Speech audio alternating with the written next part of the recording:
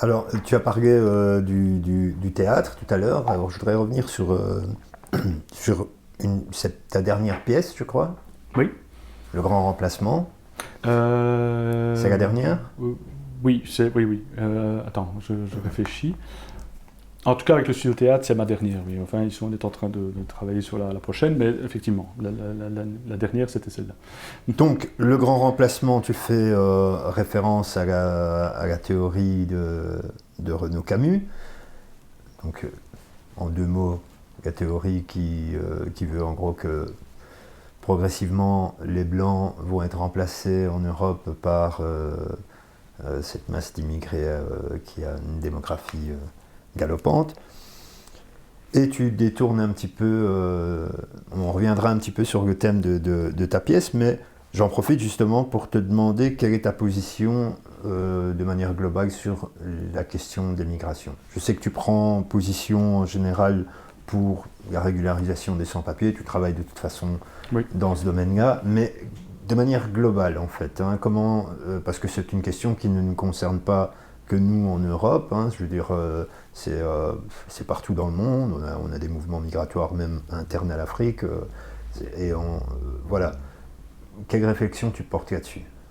Alors, ben, moi, très clairement, comme tu l'as évoqué, la question des migrations, pour moi, elle est inhérente et intrinsèquement liée à l'être humain. L'être humain, pour pouvoir perpétuer l'espèce humaine, il n'y en a qu'une.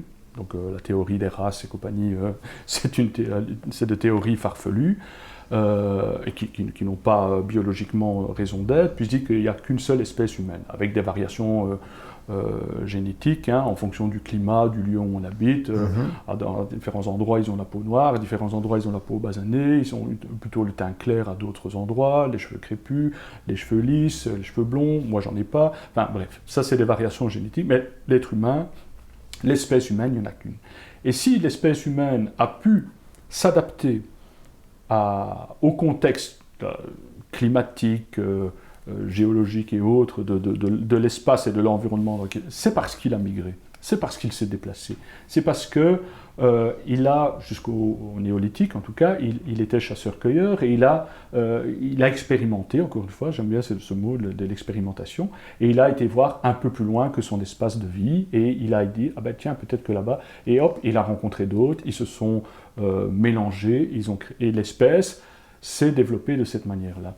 Donc, ne pas avoir en tête qu'aujourd'hui, par ce raccropotement, par ce repli identitaire, se dire que l'autre est une menace et compagnie, ben l'autre c'est moi. L'autre c'est le dévoilement du réel, de ma propre consistance et de ma propre existence au monde, parce que humainement, l'espèce à laquelle j'appartiens vient de ce déplacement et ce droit de circulation des gens. Alors évidemment, entre-temps, on a inventé les frontières, on a inventé les guerres de religion, on a inventé les guerres d'appropriation, on a inventé le colonialisme, on a inventé... Je ne veux pas évidemment évoquer tout ça, sinon on en a pour 4 heures, mais il y a eu évidemment des tumultes, des violences intercivilisationnelles et autres durant tout l'avènement de l'humanité.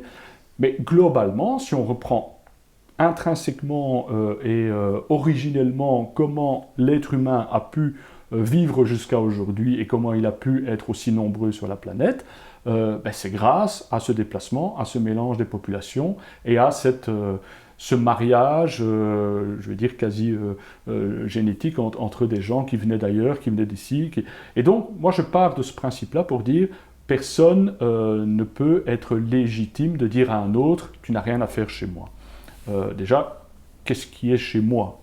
Chez moi, c'est, oui, peut-être le mec ne va pas venir dans ma maison. Et quoi, la question de la propriété, on peut la remettre aussi en perspective. Ben, globalement, allez, rentrons dans la norme, hein, pour une fois, et je rentre dans la norme. Voilà, chez moi, j'invite qui j'ai envie, et celui que je n'ai pas envie ne rentre pas chez moi. Par contre, dans la ville, dans mon pays ou dans la région où que d'autres personnes arrivent. Et on parle d'une petite minorité, on ne parle pas de l'envahissement. C'est pour ça que j'ai brancardé et je me suis moqué de la théorie du grand remplacement, parce que pour moi, c'est c'est une vue de l'esprit de gens qui ont évidemment un dessein politique et un dessein idéologique bien marqué, de faire peur. Hein. C'est les Éric Zemmour, c'est Camus, c'est tous ces gens qui lancent des étendards en disant on est envahi par les immigrés, et en plus, quels immigrés, hein, parce que si c'était des Américains, ou si c'était des Canadiens, on ne parlerait pas de grand remplacement, on parlerait de choses bienvenues, parce que ce sont des gens qui viennent avec la même culture et compagnie. Donc c'est la question de l'interculturalité et quelquefois de ce qu'on a appelé péjorativement aussi le choc des civilisations. Pour moi, il n'y a pas de choc des civilisations, il y a juste des rapports au monde, du rapport à la spiritualité, du rapport au conscient, qui sont différentes en partir du moment où tu viens d'un pays, où tu viens d'une région qui a une historicité et une anthropologie et un ancrage culturel différent d'une autre. Pourquoi j'ai pris le masque, parce que j'essaie de raccrocher aussi un petit peu. Le masque, c'est ça, le masque, bon, évidemment, c'est un masque de théâtre, et donc il est représentatif de ce que j'évoque, enfin, de ce qui m'intéresse dans le théâtre, c'est le dévoilement de l'être. Mais le masque, on le retrouve dans toutes les cultures, on le retrouve partout. Et donc, ce côté, la ritualisation, le côté sacré, la sacralisation de la représentation et de l'appartenance anthropologique et culturelle d'un individu dans son contexte avec les siens, permet une rencontre vers l'autre et permet une transmission culturelle. Et donc le masque, pour moi, il représente ça aussi. Il représente qui je suis derrière, ce que je suis moi-même et comment je me représente à l'autre. Et donc, quand on parle de migration et de mélange de population, alors bien sûr, on ne peut pas non plus se dire que tout est envisageable dans un brassage dingue de population, mais on ne parle pas de ça. La plupart, de toute façon, des gens qui transitent ou qui migrent en général dans leur propre pays. Donc quand il y a des raréfactions du climat, enfin, avec les conditions climatiques et compagnie, en Afrique ou autre, les gens se déplacent, mais souvent se déplacent d'une région à l'autre dans leur pays, ou quand il y a des conflits armés ou des choses comme ça. Après, c'est quelquefois d'un pays à un autre pays limitrophe. Donc, les personnes qui transitent, qui traversent la Méditerranée ou qui ont des parcours migratoires beaucoup plus grands et qui viennent et qui essaient de venir en Europe et autres, on parle d'une toute petite minorité. Et ces personnes, moi je pars du principe, de façon, dans mon humanité, dans mon rapport à l'autre, je trouve qu'on doit les accueillir et qu'on doit en tout cas faire en sorte que leur dignité soit respectée et de voir comment leur établissement dans notre pays peut être réalisé, si c'est leur désir, parce que quelquefois c'est juste des transmigrants qui essayent d'aller en Angleterre ou autre. Par rapport à la régularisation des sans-papiers, ça procède évidemment de la même logique. À partir du moment où des gens qui n'ont pas de papier mais qui travaillent ici, où leurs enfants sont scolarisés ici et qui consomment, qui apportent à la société, qui participent à la société dans laquelle ils vivent, il me semble tout à fait logique que d'un moment donné régulariser leur appartenance à notre société. Donc ça procède aussi du même... D'accord. Donc politiquement, alors, on pourrait dire que tu es un no-border aussi, alors. Oui. Tu dis aussi parce que Anne Lowenthal... Oui, j'avais entendu ce qu'Anne disait. Oui, no border est en tout cas droit de circulation. Si moi demain je décide d'aller un an au Portugal, personne ne va m'empêcher de le faire. Pourquoi ? Parce que je viens avec un bagage culturel et je viens avec un statut qui ne va pas poser problème. Donc c'est ça aussi, c'est la question du... La question du décentrage, elle est essentielle pour comprendre notre rapport à l'autre. Si je ne me décentre pas, je ne peux pas comprendre comment la ritualisation, les rites culturels... et pourtant, il y a beaucoup de similitudes.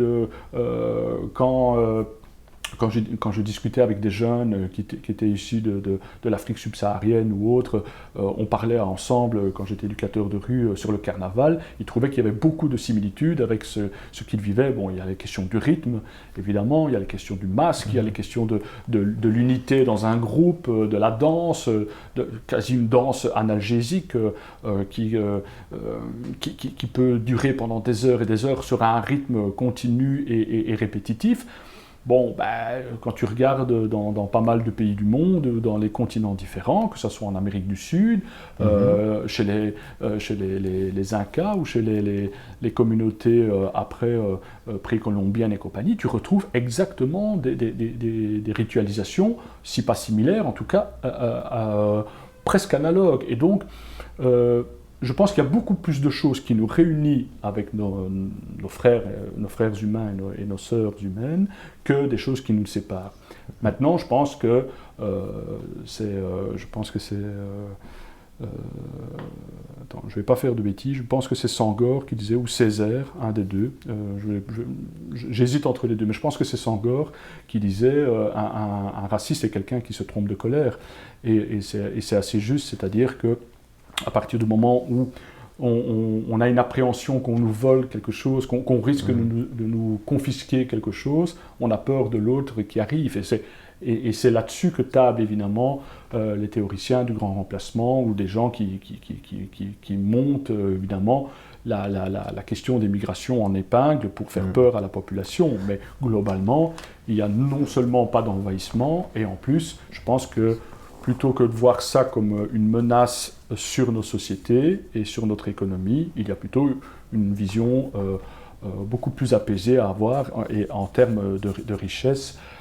Et alors, oui, après, le vivre ensemble, que tu sois d'ici ou d'ailleurs, le vivre ensemble, il n'est pas toujours facile il n'est déjà pas facile dans une famille.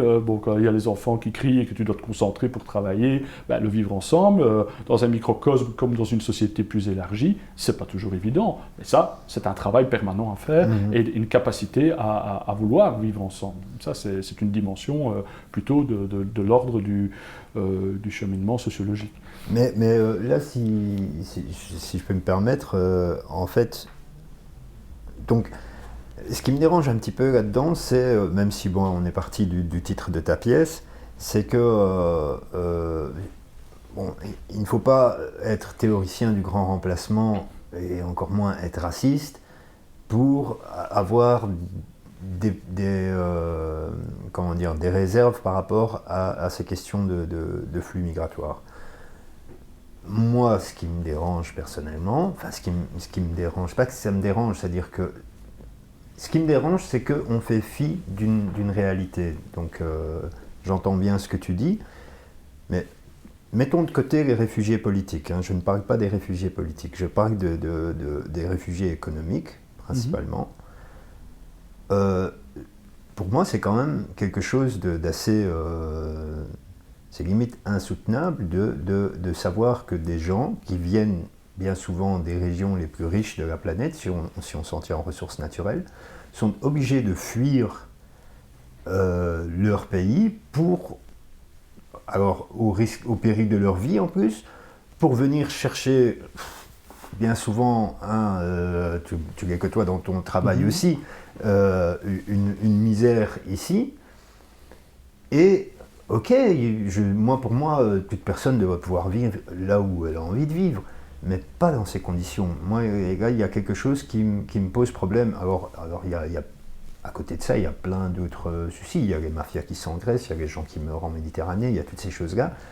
Et ça, moi, je ne peux pas fermer les yeux là-dessus. Mais tu as raison, et je te rejoins quand tu dis qu'il ne faut pas spécialement être raciste ou adepte de la théorie du grand remplacement pour avoir un regard critique sur les flux migratoires, en tout cas la politique migratoire qui accepte ce genre de flux. Alors, moi je pars du principe que la Belgique joue modestement son rôle dans l'accueil par rapport à d'autres, et que la question fondamentale alors à se poser pour répondre évidemment, si pas à cette inquiétude, en tout cas cette réserve de dire oui, ok, mais on n'est pas capable d'inclure toute une série de personnes qui viennent de partout, parce que déjà pour nous c'est pas évident, il y a déjà beaucoup de chômage, il y a déjà beaucoup de gens qui sont déjà installés chez nous qui ont des difficultés. Accueillir, c'est pas évidemment la solution. Pour répondre à ça, il y a la vision qu'on doit avoir sur la coopération au développement. La coopération au développement, à mon avis, là, on a limité drastiquement l'aide qu'on pouvait apporter Alors on va te dire, oui, mais enfin, on a des besoins chez nous, pourquoi on va apporter de l'argent ailleurs? Oui, mais bon, comparer ce qu'on va donner ailleurs pour permettre le développement des pays en phase d'émergence qui mériteraient pour leur jeunesse et compagnie de donner du pouvoir, un peu plus de pouvoir d'achat par le travail et par le développement justement dans ces pays-là, c'est quand même tout ce qu'on a pillé pendant des décennies et des décennies, voire des siècles, avec la période coloniale. Donc c'est un juste petit retour des choses, et ça permettrait évidemment de réguler une partie des flux. Ce n'est pas la réponse à tous les problèmes, mais encore une fois, je pense que les migrations et les personnes qui arrivent chez nous, un minimum, c'est de les recevoir et de les accompagner dans leur cheminement de manière décente. Après, de façon plus globale, on peut avoir une réflexion sur quelle est notre capacité de régulation, de régulation des flux migratoires, comment l'Europe doit gérer ça. Je pense que l'Europe s'est déchargée sur d'autres pays limitrophes à l'Europe, notamment la Turquie et d'autres, de gérer à notre place. Et finalement, c'est les pays les plus frontaliers avec l'extérieur à l'Europe, l'Italie et la Grèce, pour ne pas les nommer, qui ont été les premiers, l'Espagne aussi en partie, a été les premiers à être touchés et impactés par la chose. Donc les autres pays se sont bien déresponsabilisés de la chose. Pourquoi? Parce qu'il y a une politique migratoire qui est basée sur, encore une fois, on limite fondamentalement l'accès à notre territoire, et il y a déjà assez de personnes qu'il faut pouvoir gérer en notre sein. Donc encore une fois, c'est complexe, et c'est pas binaire comme réponse, je suis pour, je suis contre, sur le plan philosophique, je suis évidemment, quand tu dis no border, en tout cas, je suis pour l'accueil humain et digne des personnes qui ont ce parcours migratoire et qui ont déjà vécu le trauma de l'exil et autres. Après, on peut discuter, et je ne suis pas du tout fermé à voir qu'est-ce qui est possible, qu'est-ce qui n'est pas possible, qu'est-ce qui est structurellement envisageable, et qu'est-ce qu'il faudrait faire pour aménager un peu mieux, justement, cette grande différence au niveau social entre les pays du Nord et les pays du Sud, quoi. Ouais.